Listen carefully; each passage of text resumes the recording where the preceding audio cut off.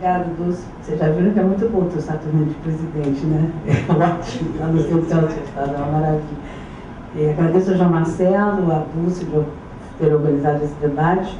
Antes de mais nada, eu queria também me solidarizar com o Cláudio. Cláudio Pinheiro, ele ainda não é sócio do centro, em breve sanaremos esta falha, esse lapso nosso, mas eu conheci Cláudio há uns 2 anos aqui e ele esteve no centro algumas vezes, sobretudo quando nós fizemos um seminário, o congresso ano passado, e todos os sócios do centro que estiveram com o Cláudio, eu comuniquei a alguns deles o que estava acontecendo com você e todos se mostraram muito apenados com o que estava acontecendo com você, mas eu tenho certeza que, olha, daqui para melhor, viu, Cláudio? A gente queria também, eu queria realmente me solidarizar, ter certeza que daqui a uns 2, 3 anos a gente vai se encontrar. A gente vai se encontrar muito pela vida ainda. E boa sorte para você, Cláudio. Bem, gente, eu estou com uma missão aqui quase impossível de apresentar um monte de livros para vocês, nos quais eu tenho de perto ou de longe alguma implicação. Evidentemente, o maior é o Essencial Celso Furtado. A minha régua está pobre. Tem horas procurando essa régua. Este aqui, o Essencial Celso Furtado. Eu trabalho muitos anos na Companhia das Letras e, um belo momento,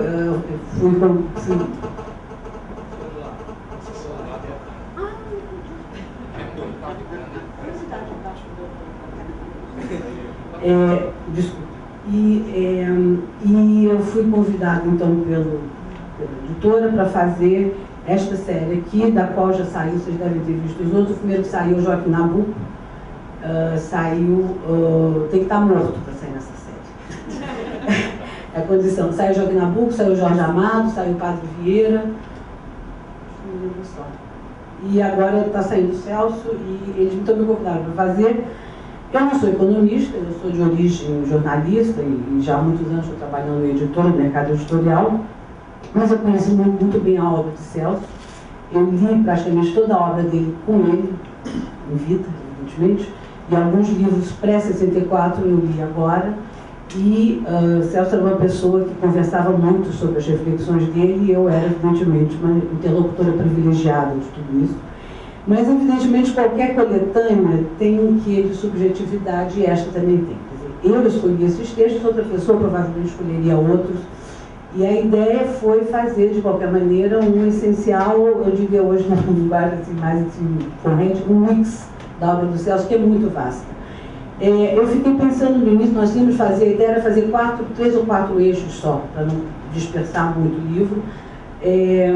E eu fiquei pensando, o Celso trabalha muito em pensamento econômico, em teoria econômica, em política econômica.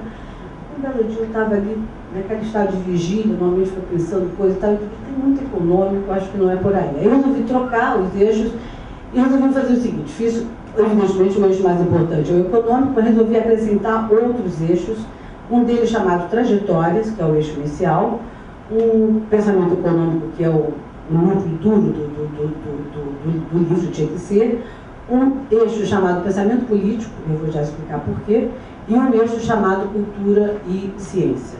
Celso trabalhou em todas essas áreas e ainda mais algumas, se eu quisesse também colocar alguma coisa de ambiente, também daria, mas eu fiquei por aí. Trajetórias pelo seguinte, Celso, como economista, é raro. O Roberto Campos tem uma biografia muito grande, realmente, mas é uma biografia mais pessoal. As 3 biografias de Celso são mais, eu diria, biografias intelectuais. Ele conta mais o percurso intelectual em torno dele, ele fala muito pouco dele, pessoalmente.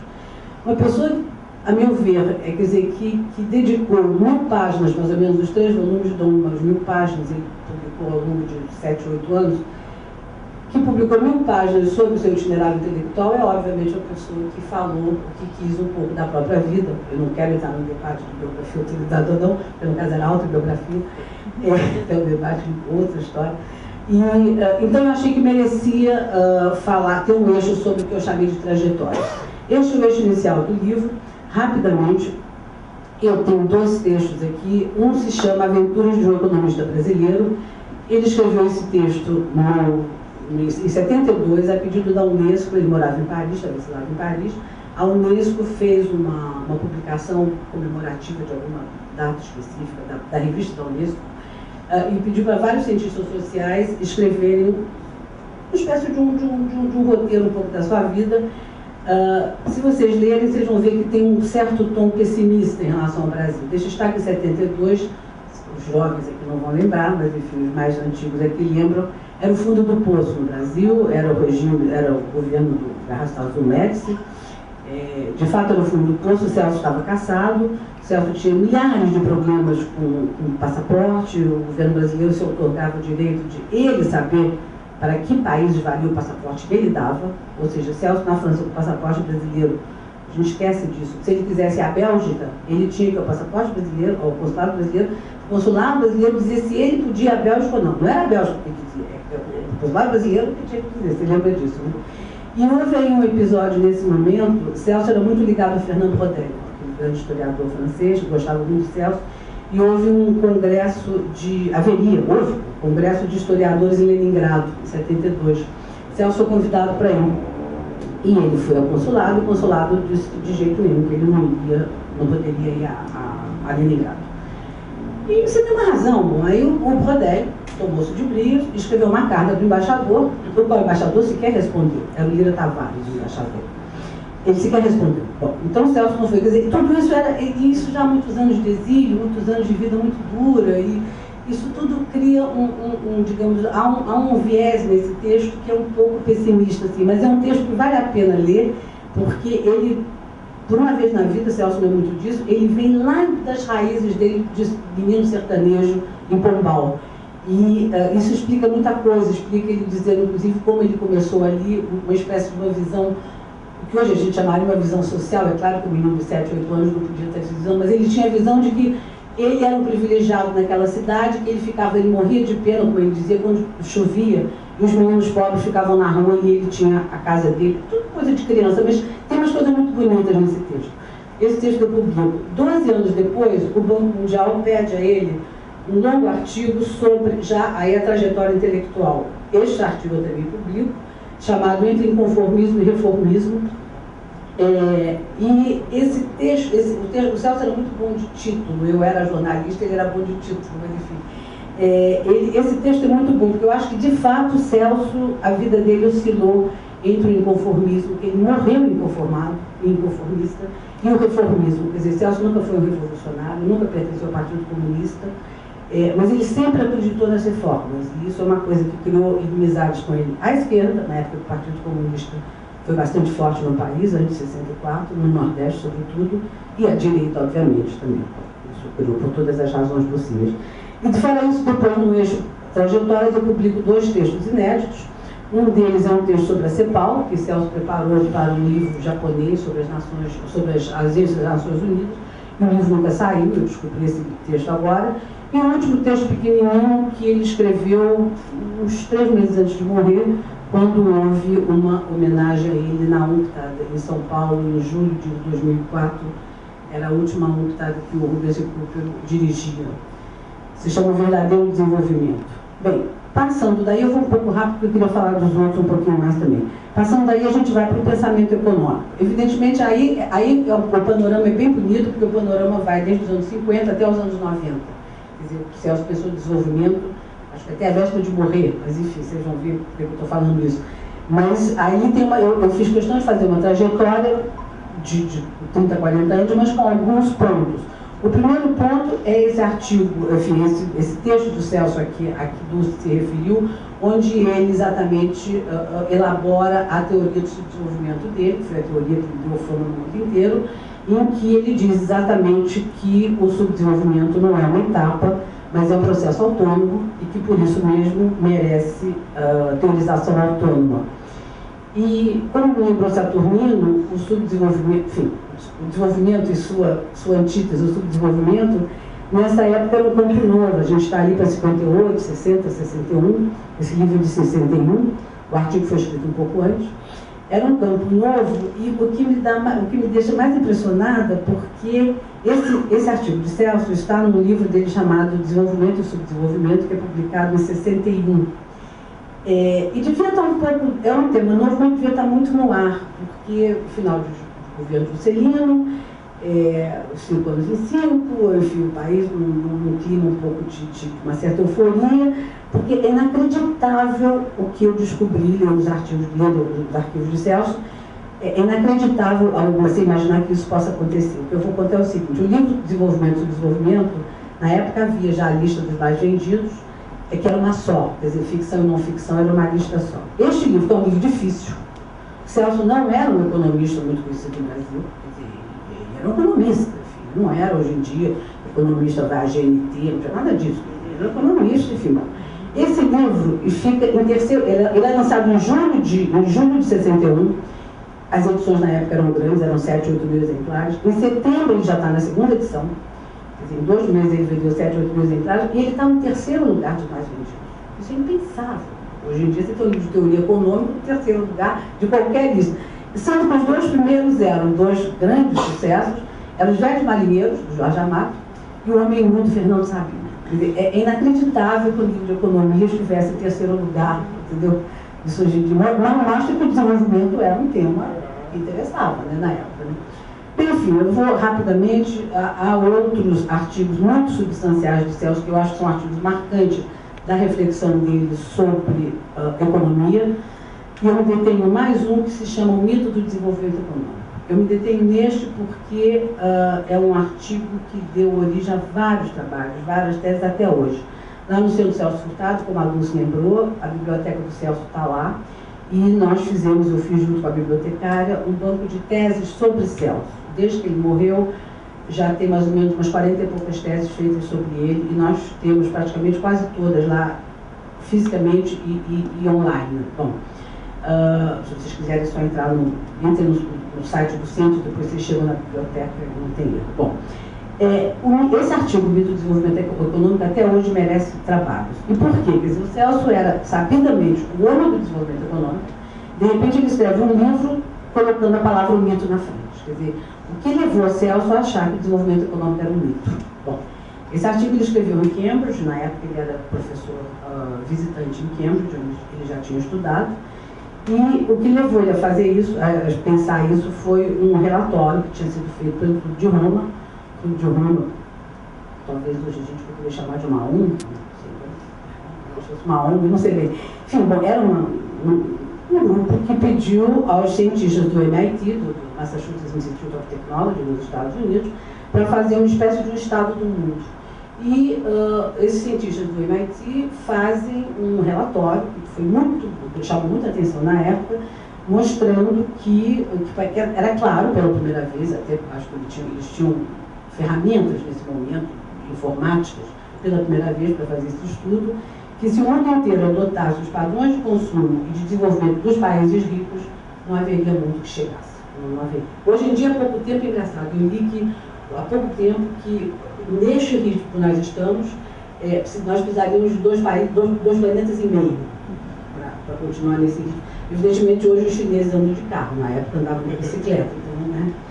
Mas, enfim, então, o que Celso quer dizer, no fundo, é que ele faz um estudo muito grande, muito pioneiro, isso tem 40 anos, sobre as consequências ecológicas do desenvolvimento. E daí eu acho que esse trabalho de Celso é muito importante, é um trabalho pioneiro. Não era normal o desenvolvimentista falar de consequências ecológicas do desenvolvimento. E o que ele quer falar em relação ao mito é que, no fundo, aquele desenvolvimento ali vai ser uma coisa para os ricos e os pobres vão continuar. A exclusão social vai aumentar muito se mantiver aquele tipo de desenvolvimento. E que, nesse sentido, então, se eles vão privar a maioria da humanidade dos benefícios do desenvolvimento, o desenvolvimento nada mais é do que um mito. Esse artigo é um 74. Eu achei que foi escrito em 72, 3, logo saiu o relatório do Clube de Roma, mas o livro é de 74. Bom, rapidamente eu passo rápido, tem vários outros artigos, textos de Celso sobre desenvolvimento, nos quais eu rapidamente tem um importante, acho que Sérgio vai gostar desse, em que ele refaz um pouco a teoria da dependência, chamado, você já deve conhecer, Sérgio, chamado Subdesenvolvimento e Dependência, as Conexões Fundamentais.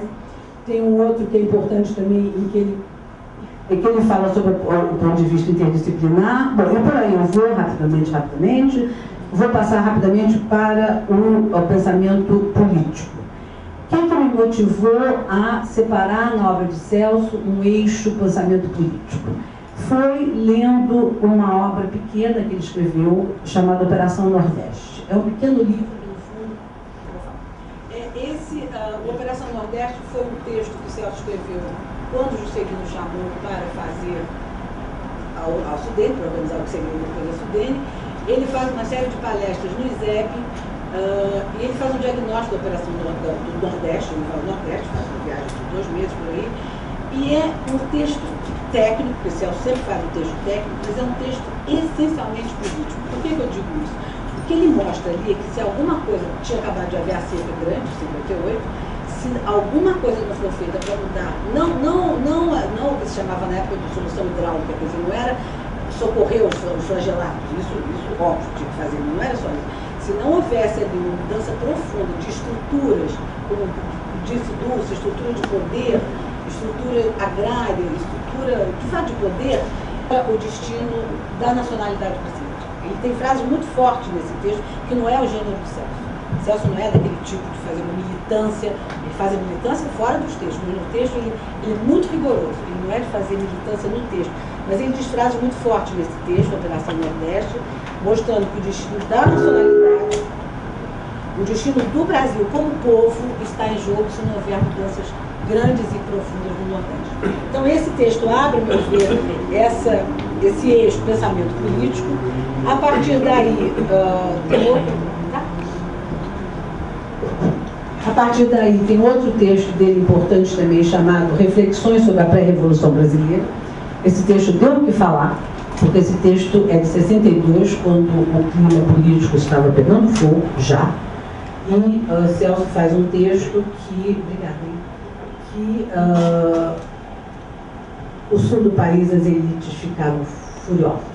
O Estado de São Paulo chama o Celso de leniniano, que é um mix, acho, leninista e feliniano, sei lá, enfim.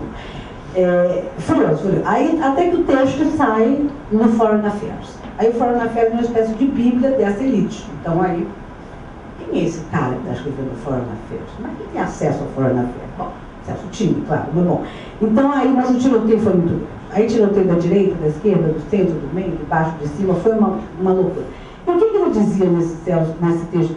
O que ele novamente, o Celso nunca foi um revolucionário, ele era um reformista. O que ele dizia era que as reformas eram a revolução possível naquele momento. Quer dizer, as reformas de Jango, as reformas de base, era o que dava para fazer naquele momento, sempre com uma sociedade aberta. Aí, claro, depois você sabe o final da história, que não é dos mais bonitos, veio o golpe, tem gente até que acha que o plano trienal foi posto em prática pelo Roberto Campos, que é uma heresia, mas enfim, bom. E continuamos. Rapidamente depois tem um texto muito bonito que ele escreveu a partir de uma carta que ele responde ao Albert Hirschman, que também era muito amigo deles, grande historiador econômico também, que morreu há pouco tempo, bem velhinho. O Hirschman escreve para ele em 64, dizendo: Celso, tentem explicar o que está acontecendo, porque tem muita gente que não sabe bem. E Celso escreveu um texto que é muito bonito, chamado Obstáculos Políticos ao Crescimento Brasileiro. Provavelmente eu peguei do inglês, que é o Brazilian Growth, talvez fosse desenvolvimento econômico, isso eu não consegui saber. Bom, e depois de vários outros textos, obviamente políticos, ele fala muito sobre federalismo, e o último texto dele, ele publicou, Celso morreu em 20 de novembro de 2004, 15 dias antes ainda existia o Jornal do Brasil, aqui no Rio, e ele publicou o último texto dele para o Jornal do Brasil. Ele não escrevia para o Jornal do Brasil normalmente, mas pediram a ele, ele escreveu, no qual ele volta a 2 ou 3 temas que lhe eram caros, entre eles, obviamente, a distribuição de renda, e que ele acha que naquele momento era ainda, enfim, governo Lula, no início do governo Lula, ainda muito preso, Bolsa Família, acho que nem estava começando, não sei. E ele fala de distribuição de renda e acha que isso só poderá ser feito com uma reforma fiscal. O Celso praticamente morreu pedindo uma reforma fiscal e distribuição de renda. Bom, eu deixo isso rapidamente. E mais um último texto, o eixo finalmente, que é o eixo cultura e ciência.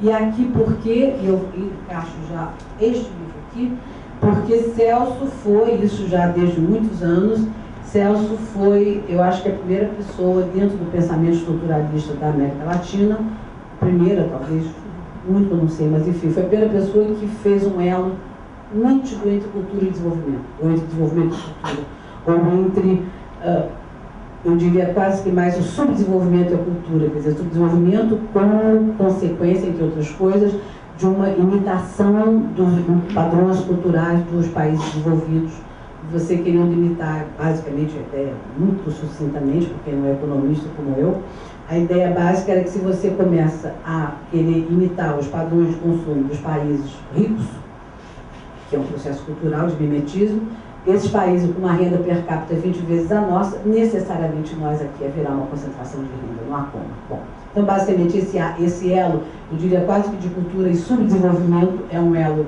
que marca muito a obra de Celso. Então, eu publiquei e tudo isso foi cristalizado quando ele foi ministro da Cultura, que ele pensou muito cultura brasileira. Eu publiquei 2 textos, sendo que... Não, os 2 já tinham sido publicados. Em compensação, na parte de ciência, os 2 textos são inéditos. É um texto que ele fez ficou chamado como a SBPC da Abertura, que foi em 79. Ele escreveu um texto muito bonito chamado... tinha saído, se não me engano, na revista da SBPC, a Alzira deve lembrar disso. É um texto muito bonito chamado Ciência para quem e para quem. Muito bonito esse texto, eu recuperei. E um outro texto que ele escreveu quando tomou posse na Academia Brasileira de Ciências, chamado Reflexão... a responsabilidade dos cientistas. Bom, enfim, acaba o livro. Eu espero que o livro seja visto, lido, não só por economistas. A ideia não é essa, a ideia é exatamente fazer uma... Deixa eu dar uma dedicação. É rápido, no relógio. Rapidamente é ver... Tá, 5 minutinhos. Rapidamente, eu acho que esse livro, a meu ver, deve ser visto, porque muito mais do que Celso como economista, o que eu quis mostrar no livro é Celso como intérprete do Brasil. E ver a reflexão dele como é rica. Quer dizer, hoje, ano que vem faz 10 anos da morte dele, eu tenho lido muita coisa de Celso, não só os livros, mas eu digo artigos e tal. Impressionante. Eu fico, quer dizer, não é porque eu fui casada com ele, por isso da história, mas não é isso. Eu fico impressionada, realmente, como é rica, e como é ampla e como é profunda a reflexão dele sobre vários pontos. A coisa política, o federalismo, a concepção dele de federalismo, a própria revolução que já representou a Sudene em matéria de federalismo, quer dizer, a Sudene era um ente, que nunca mais se repetiu isso, porque a Sudene foi esvaziada, era um ente regional, que desfaz e refaz de outra forma a Federação Brasileira, quer dizer, que nunca houve aqui um ente regional, né? Federativo regional. Enfim, ele tem um monte de reflexões, eu acho que tá um livro bem bacana. Quero comunicar que está em e-book, o livro saiu mais caro do que eu pensava, infelizmente, não sou eu que faço o preço. Mas tem um e-book, versão mais barata, e eu encadeio um e-book com a coleção Pensamento Crítico. Bom, essa coleção do Centro Celso Furtado foi pensada no ano passado, quando a gente começou a ter muito evento no centro e não estava dando vazão de fazer as publicações das atas, dos seminários, dos congressos, etc. Então nós pensamos em fazer em e-book e com uma pequena tiragem em papel. A ideia, até agora, está sendo mais ou menos mantida. Este ano nós estamos lançando 4. E o primeiro foi este aqui, Saúde, Cidadania e Desenvolvimento, que são as atas de um seminário que a gente fez sobre o tema homônimo. E é muito bacana, porque eu acho, outro dia nós fizemos um lançamento lá na Fiocruz, e eu acho que o debate em torno dos 25 anos do SUS, que está sendo feito agora, está tudo aqui, viu? Está tudo aqui, e a gente trouxe umas 2 ou 3 pessoas da América Latina, e incrível como pareça, ela, sobretudo a chilena, coitada, a situação da saúde pública no Chile, se a gente achar a nossa ruim, a deles é triste. Eles invejam muito o SUS da gente, fantástico, nós estamos muito felizes. E esse livro está muito bacana, realmente muito bom, feito pela Amélia Com, que vocês devem conhecer, de São Paulo. Este outro aqui é a Minha Menina dos Olhos, como vocês podem imaginar, porque volta a cultura de Celso. Isso aqui foi um seminário, isso aqui são três riachos que formam esse livro. Tem um seminário. Olha, as tantas eu comecei a receber, depois que o Centro Celso Furtado foi criado, eu comecei a receber uma série de e-mails, eu tinha e-mail disponível na internet. Gente querendo saber, a gente começou a fazer estudos sobre cultura, e agora tem várias universidades que têm curso sobre cultura. Se eu tinha um discurso de posse do Celso, se eu tinha algum texto dele, na época que ele foi ministro da Cultura e tal, e eu comecei a ver que essa parte cultural do Celso estava demandando uma reflexão um pouco maior. Aí propus ao Centro Celso Furtado, o Centro topou, e a gente fez então fez um seminário, que eu quis fazer o mais amplo possível. Inclusive vocês vão ver que tem gente aqui ligada a direito, da USP. A USP é muito conservadora em matéria de direito, mas eles têm um centrinho, que é uma espécie de ovelha negra, que é o pessoal que tem uma pesquisa chamada Direito sobre Desenvolvimento, o Desafio Furtadiano. E eles estudam a partir, é muito curioso, eles estudam a partir da obra de Celso a Constituição Brasileira. É um trabalho muito interessante. Isso já há uns 5, 6 anos. Quem criou esse grupo foi o Fábio Conde Comparato, que já está na, não vou dizer terceira geração, mas na terceira geração de pesquisadores. Quer dizer, o Fábio foi orientador de 2 rapazes que fizeram tese, que, por sua vez, já foram orientadores de mais 3 rapazes que um deles está aqui. Quer dizer, é a terceira geração de pesquisadores. Depois, um pouco isso do pessoal do CDPLAR, que pensa muito também sobre Celso e cultura, tem gente aqui. Depois disso, o ano passado eu fui à Unbox e nós fizemos uma mesa lá sobre criatividade e dependência, e os papers estão aqui. E, finalmente, 2 sócios do Centro Celso Furtado. Um é o Carlos Brandão, a quem eu queria fazer uma menção especial, porque foi o prefaciador deste livro e quem me ajudou muito a escolher os textos basicamente econômicos, que para mim era mais difícil, os textos teóricos. Enfim, e finalmente o último que saiu, esse eu acho que tem tudo a ver, acaba de sair do forno, esse aqui chamado Os Boêmios Cívicos. Vocês devem conhecer a expressão, não digo para a velha guarda, que está aqui, que claro que conhece, eu digo para a garotada.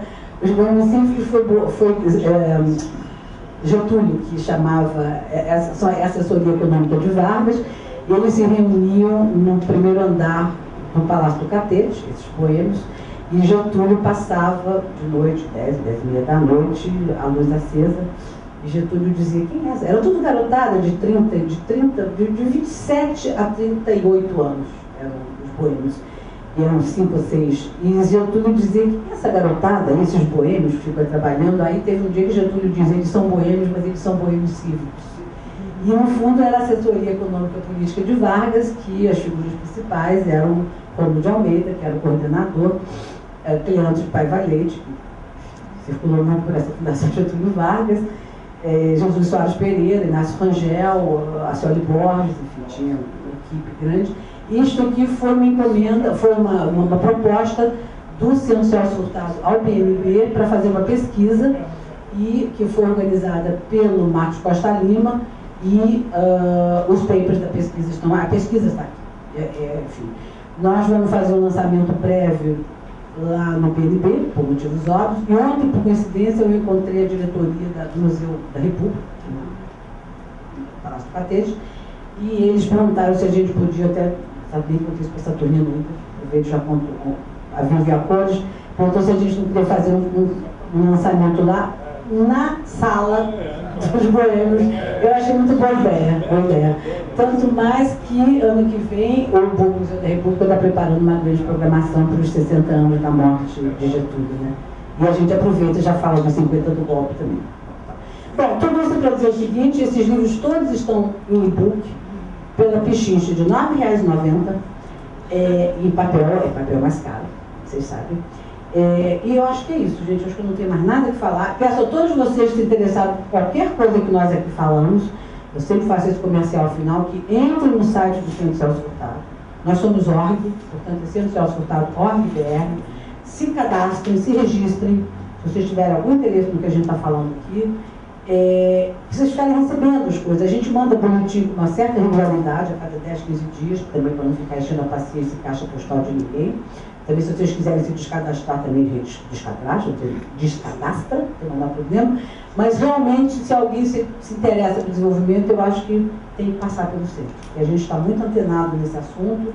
É um assunto que é da rumo e prumo ao centro, com a diretoria que a gente tem, com o nosso querido Saturnino de presidente, e com os planos agora para 2022.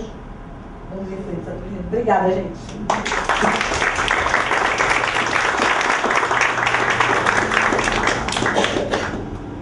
Obrigada, Rosa. Eu acho que a ideia agora é que a gente fizesse aqui uma rodada de uma conversa, enfim. Queria saber como é que estão aí as disposições. Eu gostaria de levantar uma pequena bola aqui sobre...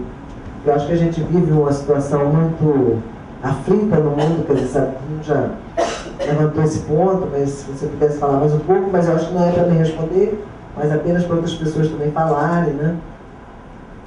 Que é como você combinar exatamente, quer dizer, quando você falou no início, né, o desenvolvimento ligado à questão do progresso apenas, ou é o desenvolvimento apenas econômico, e hoje a gente vive essa grande questão, onde a questão, por exemplo, climática tem um peso enorme, né, a questão ambiental, né, e a questão social, que já está colocada, posta a partir dos anos 60, 70, mas cada vez vai tomando uma dimensão maior. Enfim, como combinar isso? Porque esse é um desafio enorme, né? Porque o desenvolvimento, ele pressupõe, né, que você abra mão de algumas outras coisas. Quer dizer, eu sei que a palavra de ordem hoje é desenvolvimento socioambiental, você acoplar tudo junto.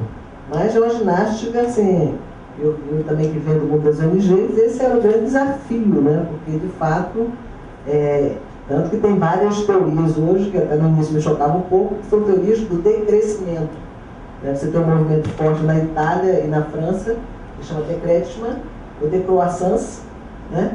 Que a ideia é decrescer, né? É não crescer mais, porque não tem mais como crescer sem destruir a natureza, sem, né, prejudicar, enfim, determinadas comunidades ou, né, determinada qualidade de vida. Por outro lado, quer dizer, é fundamental para você também diminuir as desigualdades sociais, você crescer em alguma instância. Então eu assisti um debate que até hoje marcou profundamente, né, onde estavam presentes esse pessoal do decroissance, do decrescimento, e tinha uma liderança aqui do Jardim Gramacho, do lixão do Gramacho. Né? Era um debate lá. Mas foi genial essa história, porque o debate todo rolando em torno da questão do decrescimento, sobretudo os franceses e italianos dessa corrente defendendo isso, que era importante não ter mais ar-condicionado, que era importante não ter mais automóvel, que era importante não ter mais isso, não ter mais isso. Né? Esse combate ao descarte de objetos, e de repente levanta a mão a liderança do Jardim Gramacho, aqui do estado do Rio, e diz: olha, eu quero dizer o seguinte, está muito bonito isso tudo que vocês estão falando, mas eu queria levantar 3 pontos. Primeiro, eu sou do Jardim Gramacho, trabalho com lixo, e o meu sonho sempre foi que o lixo daqui fosse igual ao lixo do Japão e dos Estados Unidos, porque eu sabia que lá o pessoal tirava micro-ondas do lixo, né? Sofá, enfim, eletrodomésticos. E agora até começou a melhorar um pouquinho, né? Lixo chamado de Gramacho, esse é o primeiro ponto dele. O segundo é o seguinte: olha, gente, eu dei um bem danado, minha família é muito pobre, e eu agora estou juntando um dinheirinho para comprar 2 coisas, um ar-condicionado e um carro. E vocês vão dizer para mim que isso faz mal? Que isso não pode, que é proibido? Então eu queria que vocês já pensassem toda essa teoria do decroissance ou decréscimo, e para mim é fundamental o crescimento enquanto progresso, enquanto desenvolvimento. E aí isso deu um recuo danado no seminário lá, né? Porque foi uma ducha de água fria naquelas teorias. Eu acho que se pudesse puxar um pouco por aí o debate, eu acho que seria interessante. Mas eu não queria que Saturnino falasse agora, eu queria saber se outras pessoas não querem colocar coisas também para a gente continuar essa conversa, que aproveitar e desfrutar aqui ou até em relação à Rosa também, ou vamos. Eu queria até fazer uma pergunta para a Rosa sobre o Furtado no período fora do Brasil, no exílio, né? Especialmente como ele viveu, digamos assim, como ele manteve as relações com a comunidade política ou intelectual no Brasil, essa rotina, se existia, tinha algum principal contato, ele tentava se manter um pouco atualizado, o desencanto era tamanho que se abriu mais para o mundo, de certa maneira. Se puder falar um pouco, assim, até sobre essas condições do trabalho intelectual, né, que para além dos livros que lê, etc., essa questão básica de como você consegue notícia, como você fala, com quem você está falando, quem são seus interlocutores, etc. Isso impacta muito, né? E às vezes, eu conheço os 3 volumes, né? Enfim, indico para os alunos sempre, etc. Mas você tem razão, ele é muito sóbrio, né? sobre a dimensão da sua vida pessoal, mesmo quando ela pode ser útil para a gente entender o que ele estava pensando. Então, por isso eu perguntaria isso, sobre o período do exílio e as suas condições de diálogo. Não sei se mais alguém queria enganchar.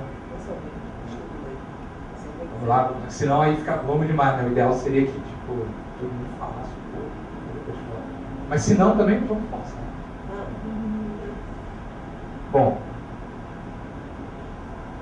Cláudio, passa. Não, peraí, fica aí.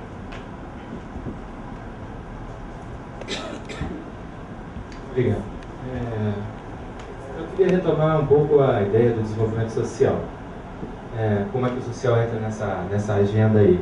Aqui a Fundação, a Escola de Economia, nos anos 50, teve o debate, existiu essa revista Conjuntura Econômica, que é de 47, foi espelhada por uma outra chamada Conjuntura Social, quase natimorta, ou seja, teve uma vida curta. O pessoal da economia mais hardcore afogou no tanque de casa e matou a agenda como pertinente no debate de desenvolvimento, que efetivamente volta muito forte à carga já mais recentemente, né? O desenvolvimento de índices que pretendem incorporar desenvolvimento social como parte do desenvolvimento em geral, ou seja, que não seja só desenvolvimento econômico. Mas, de toda maneira, parece que a agenda do consumo continua a ser uma orientação meio fundamental. Eu só queria pedir um comentário do senador nesse respeito, e aí pedir uma parte para a Rosa nisso. Nessa a chave do desenvolvimento regional, que o Celso foi um grande um grande entusiasmado, né? Tem aquele capítulo pouco sobre o qual nós já conversamos no almoço, pouco trabalhado. Aliás, eu estou me candidatando a fazer isso, agora estou com mais tempo livre e vai ficar bom para fazer sobre a participação de Celso naquela comissão do Sul, com o Nyerere, o Manmohan Singh. O Celso teve um papel interessante aí de novo, né? Fim dos anos 80, sai a publicação no fim dos anos 80, mas enfim, já era uma coisa que acontecia antes. Como pensar o desenvolvimento regional nessa chave aí, socialmente? Isso era um atributo, uma variável fundamental desse grupo. Tanto então que não tinha só economistas, mas tinha Dom Paulo, Evaristo Arnes, entre os brasileiros eram ele e Dom Paulo, né? Então, enfim, só tendo um comentário nisso.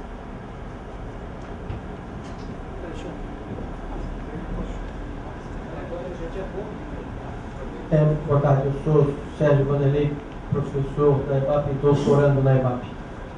Trocando de assunto, mas olhando aqueles 4 apoiadores do Centro Celso Furtado e falando de desenvolvimento, década de 50, o senador Saturnino Vargas falou, uma coisa que tem me intrigado na minha pesquisa é que nós construímos todas essas instituições na década de 40 e 50, e muitas foram os boêmios lá nas noitadas que criaram os estatutos do BNDE, BNB, Petrobras, Eletrobras, né, que ficou 10 anos amarrada, né, porque tínhamos algumas multinacionais aqui que amarraram Petrobras, né. E no mesmo tempo, em toda a América Latina, várias outras instituições foram sendo criadas no Chile, Colômbia, México. E eu, assim, ano passado na pesquisa, fui lá no Chile entrevistar o Oswaldo Sunkel, e lá acabou tudo. Não tem mais nenhuma instituição. No México, eu conversei com o Guilherme lá no Centro Celso Furtado, que eu estava pesquisando, acabou tudo. Quer dizer, acabou tudo do verbo, tudo, o neoliberalismo da década de 80 privatizou tudo, né? Essa semana teve o Cladeia, que a EBAP patrocinou no Rio, estava com alguns colombianos, aproveitei para... acabou tudo. Nem tiveram onda nacional de movimentista, década de 40, 50, principalmente. Várias corporações estatais foram criadas e foi tudo neoliberalizado. O que é?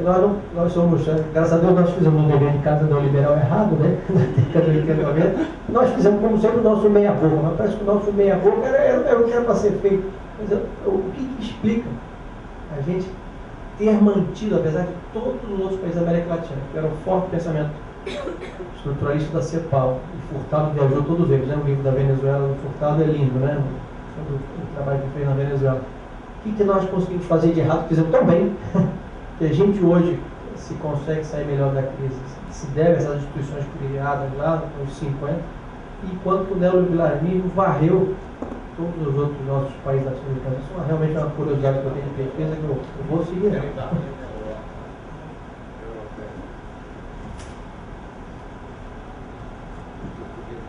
Mais alguém? Não? Se passar, não sei se na mesma ordem, o Rosa você fala primeiro. Bem, João Marcelo primeiro. Celso não chegava a ser bicho de concha, mas estava perto. Né? Ele não era uma pessoa, não posso dizer de Celso, ele não era uma pessoa gregária, não era. Agora,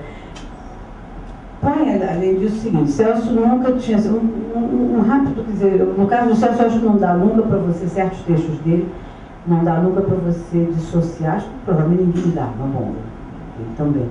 Não dá para dissociar do que ele estava vivendo no momento. O exílio para ele foi uma experiência muito dura, muito dura. Eu estou convencida. Eu estou convencida que exílio não é para qualquer um, não. É uma coisa muito dura, muito difícil. Celso tinha 44 anos quando foi para o exílio, 2 filhos pequenos. Ele já estava separado da mulher.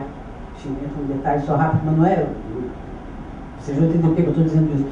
Ele voltou a viver com ela, porque tinha que ir com a mulher, com as filhas e tal. Não havia em Paris. Paris estava uma crise. Era, ainda, 64, era só 20 anos depois da guerra, ainda era muito pouco. A crise habitacional de Paris era imensa, não dava para ele conseguir um apartamento de Paris no nível que ele podia pagar. Em Paris, com 2 crianças, mulher com 2 crianças, ele foi morar no subúrbio, que não tinha trem, nada disso para você chegar em Paris. Quer dizer, tudo era difícil, nada era fácil. Agora, a relação com os exilados era complicada, era basicamente com o pessoal que estava lá, era quando alguém passava, quer dizer, passou Darcy, vai contar Darcy. Agora, os exilados também houve uma espécie de uma. Cada um foi para um lado. Quer dizer, o grosso, então, houve um grande contingente foi para o Chile. Lá ficou até 73, depois a revoada novamente, outra revoada. Houve um pessoal que foi, os meus amigos de Chico Oliveira, que foi para o México. Houve assim, pessoas que eram com quem ele se correspondia. Agora, por carta, sem dúvida, e de vez em quando era aquela alegria de você poder fazer uma feijoada com 2, 3, 4 exilados. E aí tinha os mais delirantes, os menos delirantes. O Celso nunca achou que aquilo ia durar menos de 15, 20 anos, como aliás ele conta. Darcy achava que 2, 3 anos está resolvido, nós voltamos triunfalmente. Que era Darcy era isso, né?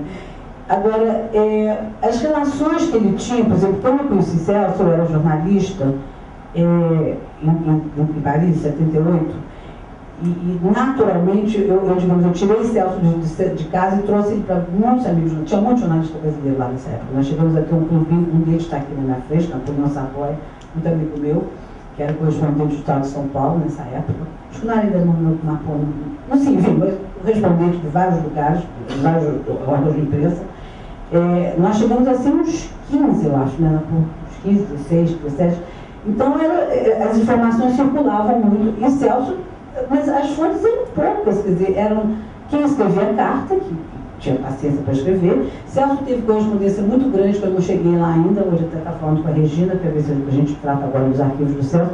A correspondência dele ainda está na França, mas grandes correspondentes dele, com certeza, eram Plínio de Arruda Sampaio, Chico Oliveira, Francisco Verfor menos, Fernando Henrique, tem muita, mas não é para falar de Fernando Henrique, mas é tudo meio bobagem. Não estou falando mal das cartas do Fernando Henrique, não é isso não. Não entra, eu acho que Fernando, talvez pelo até já tinha o SEBRAP na época, desde 68, ele não queria se meter muito nos detalhes, ele não estava muito ligado na vida dos exilados, então não falava muito. E é um pouco isso, não era? Ele nunca foi pavor, desde depois eu conheci Celso, uma vez eu depois de 79, já para anistia, uma vez eu quis que o Celso me acompanhasse à embaixada, Deus me livre e guarde amém. Ele não passava nem na outra calçada. Viu? Deus me livre. Eu ainda tinha aquela coisa, eu fazia malote pela Varig. Então eu ia, pegava a revista na Varig, fora própria, porque era o correspondente do Isto É. Mas era muito pouco. Agora, teve um trabalho bonito que eles fizeram, uma coisa chamada Clube Bianchi. Esse Clube Bianchi, isso foi um trabalho de América Latina. O que hoje a gente faz com 3 cliques de mouse fazendo uma rede, Eles fizeram, foi uma coisa bonita. Houve, em 65, um seminário na Inglaterra, organizado pelo Cláudio Vélez, chileno, e que convidou vários intelectuais latino-americanos, Sunk, o Aldo Ferrer da Argentina, enfim, vários, Celso, Edja Guaribe, depois Fernando Henrique, foi vários intelectuais.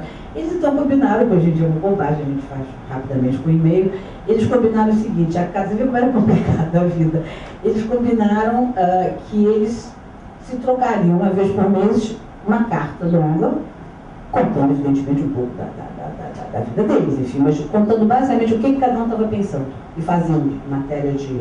Esse material é fascinante.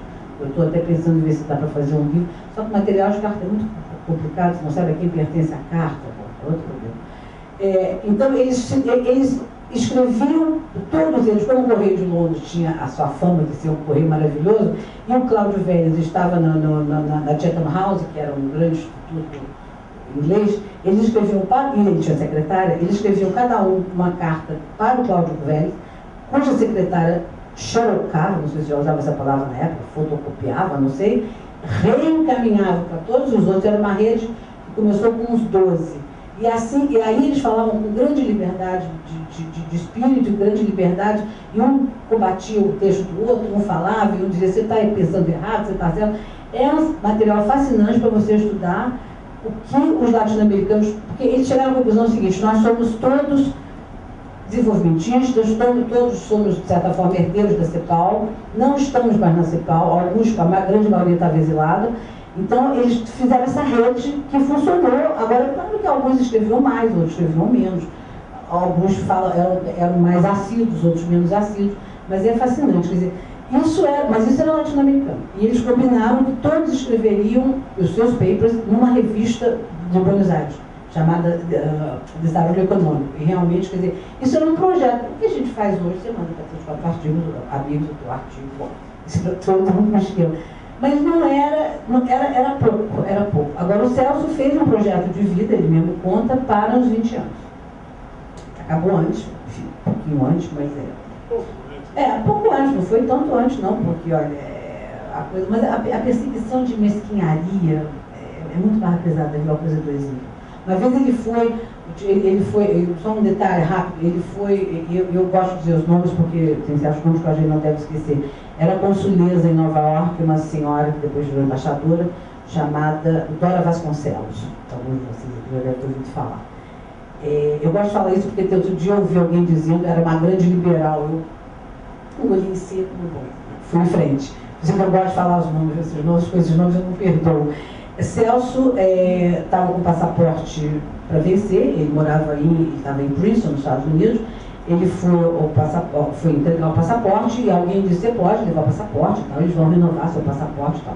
Celso deixou o passaporte no dia de tarde, 2 dias depois era para pegar, quando ele foi pegar, o rapazinho disse, chamou de ministro, o Celso, jovem de terceiro secretário, provavelmente, e disse, eu não vou devolver, eu tenho ordem para não devolver seu passaporte.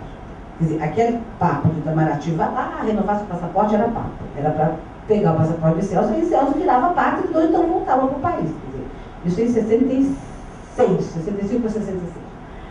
E aí o Celso disse, mas o que o senhor acabou de fazer comigo, o que o consulado acabou de fazer comigo, pegando a palavra, uma safadeza. Quer dizer, isso não existe. E o terceiro secretário, quem foi que mandou fazer isso? O terceiro secretário ficou meio... Cuidado, e foi, eu não sei o nome desse terceiro secretário, infelizmente, porque isso valia a pena contar o nome. Ele bancou a situação e disse, olha, professor, ministro, você acha que eu chamo de professor, não sei. Ministro, é o seguinte, o seu passaporte ainda não foi anulado.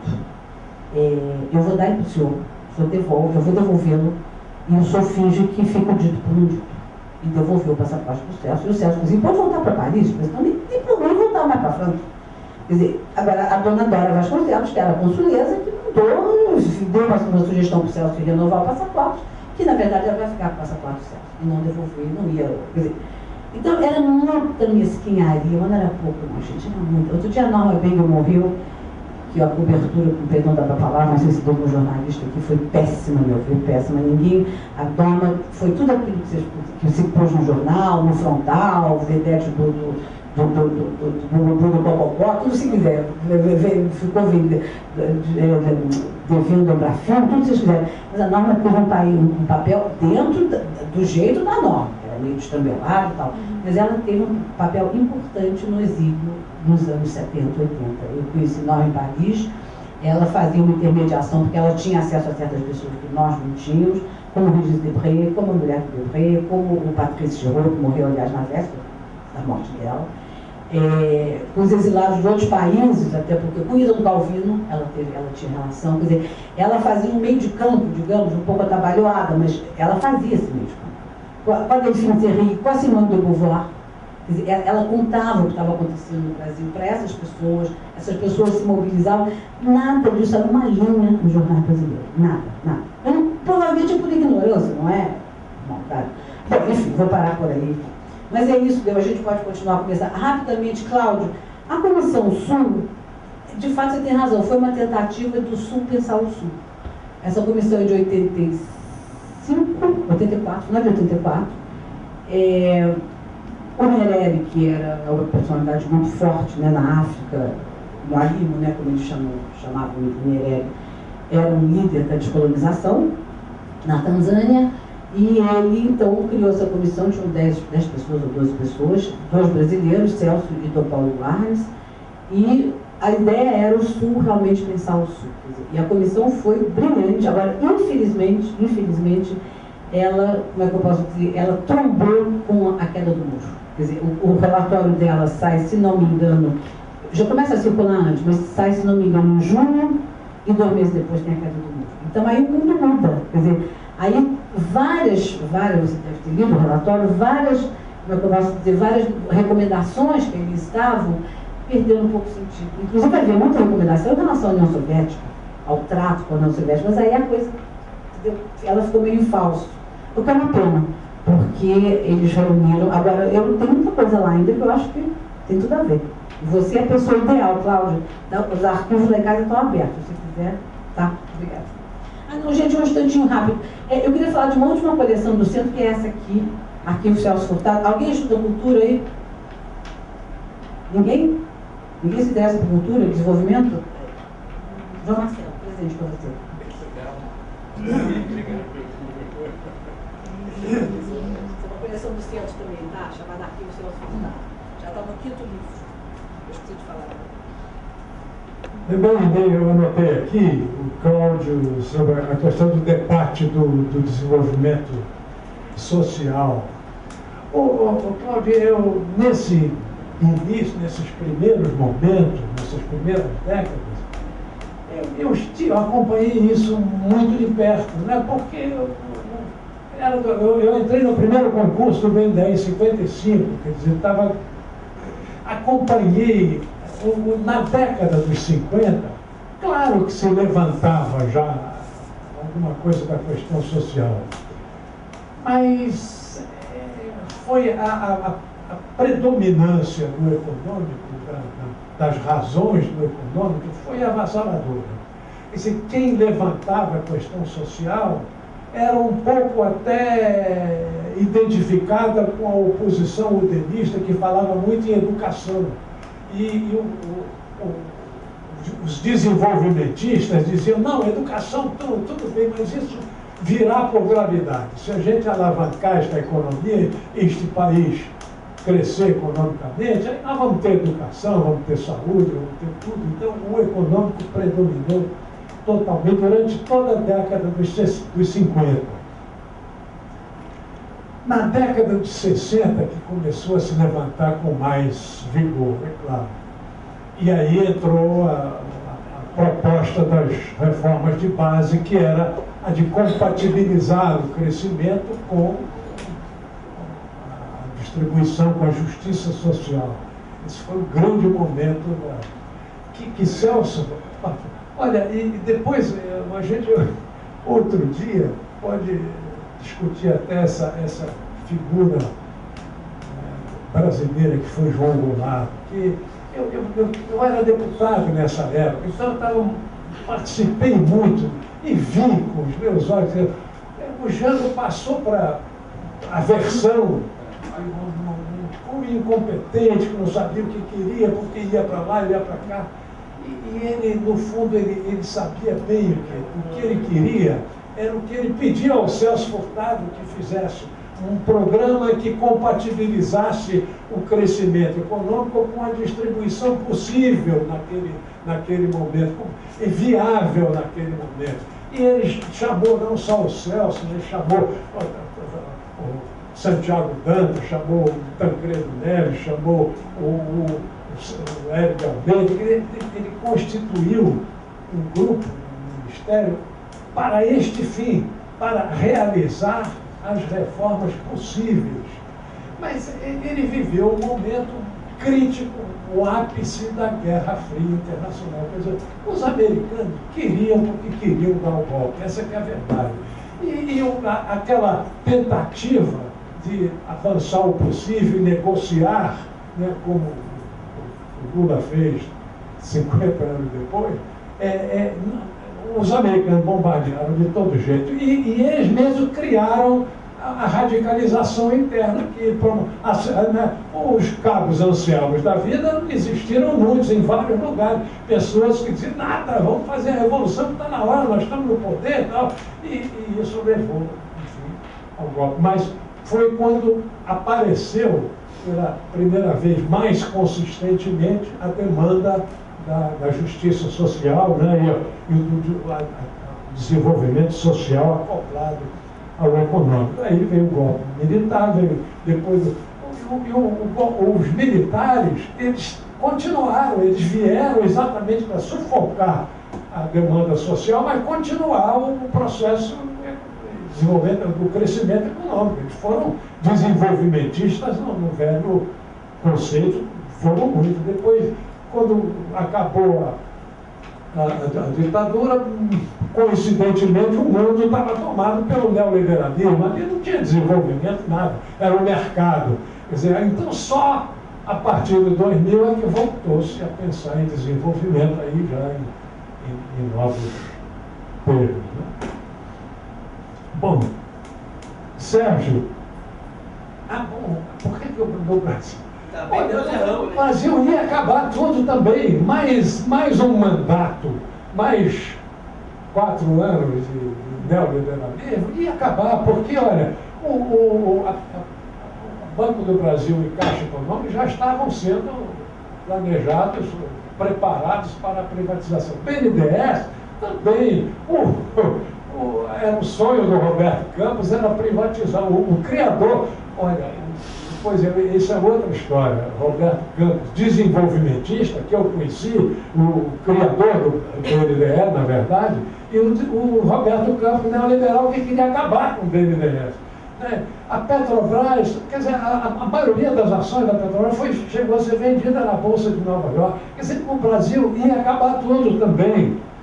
Não acabou porque havia um enraizamento maior dessa questão da participação do Estado, por uma questão histórica também, da coisa de Getúlio Vargas, e talvez a gente precisa também pensar no significado e na importância do positivismo no Brasil. Quer dizer, o positivismo que teve em Getúlio o seu grande realizador, né? Mas o positivismo permeou sempre muito os militares, os próprios militares brasileiros sempre foram muito...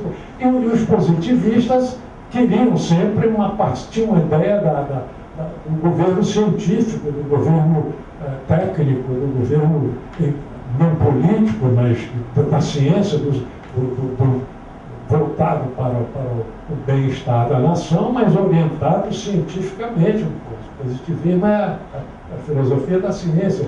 Então, isso exigia um Estado forte, sempre comandando o processo. Então, por isso tudo, a própria ditadura brasileira foi muito estatizante e desenvolveu novas iniciativas estatais. Então, o Brasil, eu acho que resistiu mais por essa tradição histórica, getulista, positivista, militarista, resistiu mais, mas ia acabar também, não tem a menor dúvida, mais um mandato de Fernando Henrique, acabava tudo. Aí tivemos a sorte do povo despertar e e reagir, né? Bom, Dulce, essa questão da compatibilização, né, isso é a coisa mais... É política, né? Só tem uma saída, a saída política é uma saída política mundial. É a ONU, é a governança política mundial, que tem que ser encontrada, não tem jeito. Ou ela é encontrada ou o mundo vai naufragar mesmo. E isso lembra um pouco, né, o livrinho do Kant, Manuel Kant, A Paz Perpétua, né? Opúsculos em que ele escreveu, dizendo que a paz no mundo ia chegar assim, porque ia chegar um momento em que as nações, exaustas de tanta guerra e na inviabilidade do prosseguimento daquilo, que ia se instaurar a paz. E essa instauração da paz vai evidentemente exigir uma governança mundial, política, minimamente democrática, que é a mesma governança que vai cuidar da preservação do planeta contra a sua destruição, que é a mesma governança que vai propiciar o crescimento ainda daquelas povos, daquelas nações que precisam minimamente, os povos da África, um pouco os povos da América Latina, e vão crescimento zero. Decrescimento, não acredito muito não, mas crescimento zero. A Europa, os Estados Unidos vai ter que conviver com crescimento zero, não tem jeito. E o que é o crescimento zero? É um trabalhar menos, é aquela história da redução da jornada, trabalhar menos. Por que porque trabalhar mais para consumir mais e para depredar mais e para liquidar mais rapidamente o planeta? Não, é a redução da jornada. Quer dizer, agora tudo isso tem que ser administrado politicamente. E essa administração política é muito difícil. Mas a humanidade já respondeu a tantos desafios, acho que vai responder a mais esse, de encontrar a substância política capaz de... E, evidentemente, isso vai requerer a reforma política em todo o mundo, não no sentido dessa nossa reforma política aqui do sistema, acho que o nosso sistema até é razoavelmente bom, mas a reforma política no sentido de ultrapassar o sistema meramente representativo e dar mais dimensão claro que isso, mais dimensão à participação popular.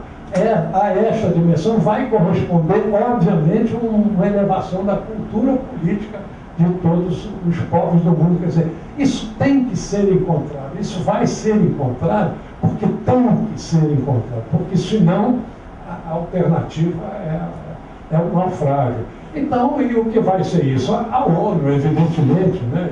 E acho que aí é que, mais uma vez, eu volto a pensar no Brasil. Acho que o papel do Brasil vai ser importante.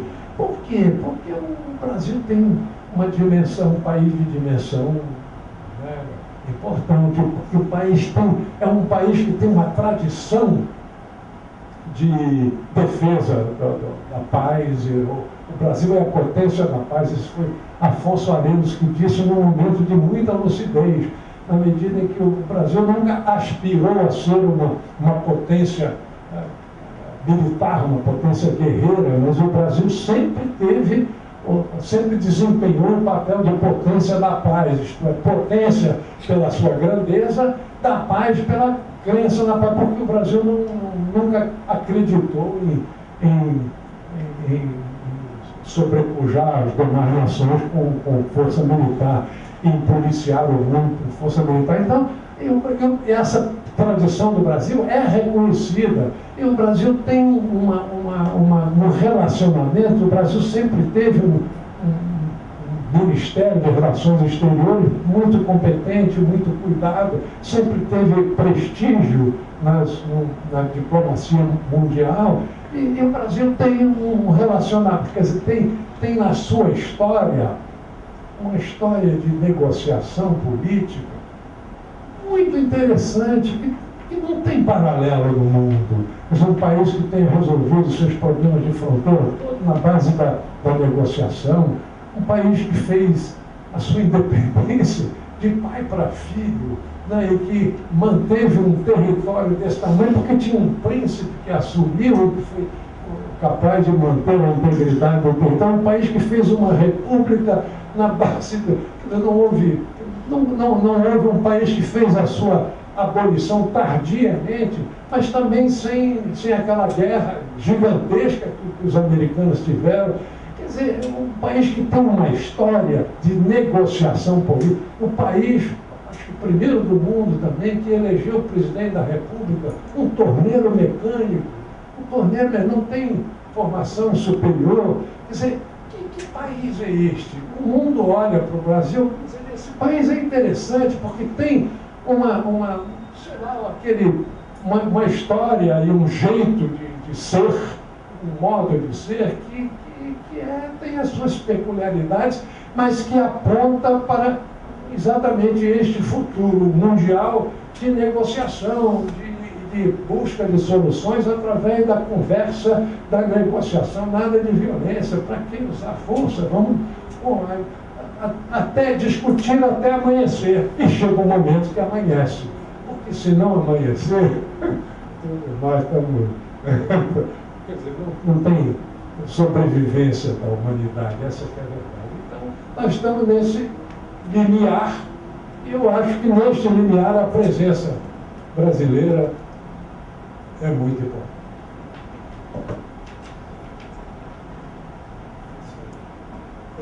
Se ninguém quiser mais, alguém pode fazer mais alguma pergunta, eu acho que a gente pode, né, agradecer muito o Saturnino, agradecer a Rosa, agradecer também ao João, né, por esse espaço aqui, acho que foi interessantíssimo. E agradecer sobretudo a vocês. Sim, tem os livros lá fora, gente, quem tiver interesse, quem tiver, né, os livros estão lá no... E agradecer também ao Cláudio, que no dia da sua demissão participou aqui dessa mais uma série.